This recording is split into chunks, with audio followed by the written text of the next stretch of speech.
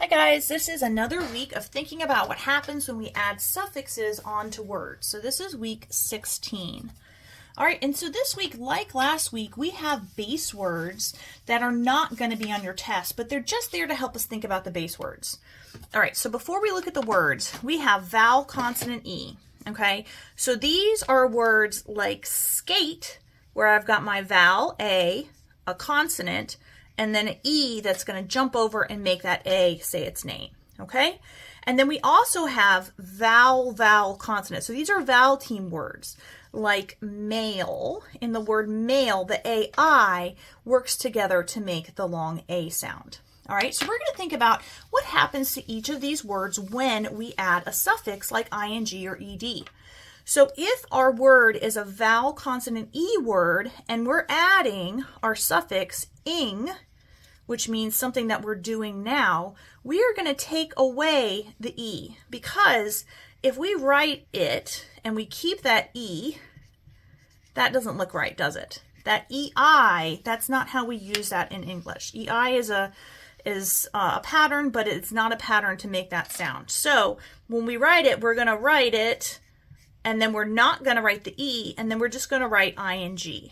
Okay, and the vowel is still long in these words because when we split them, this syllable is open, skating, and that's why the vowel stays long. So in any word that has a vowel, a consonant, and then an E, when you add ing or when you add ed, you're going to drop that E and just keep the part without the E.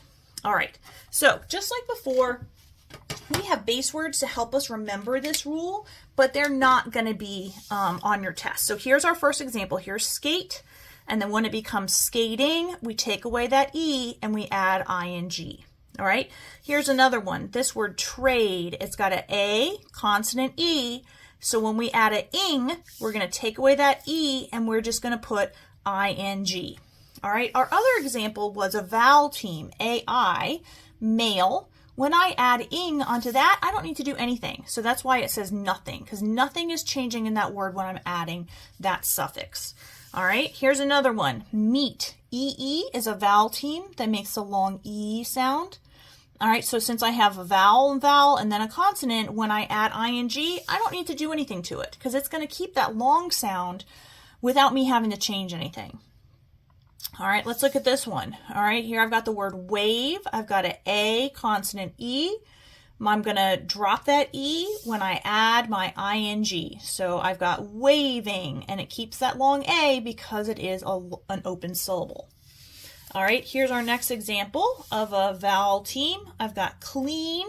EA works together to make that long E sound, and I don't need to do anything to it. Nothing changes when I add the ing.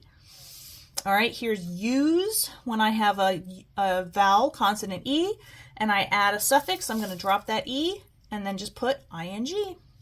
All right, another one, I've got eat. EA works together to make that long E sound, so I don't need to change anything when I add my suffix ing, and it just says eating.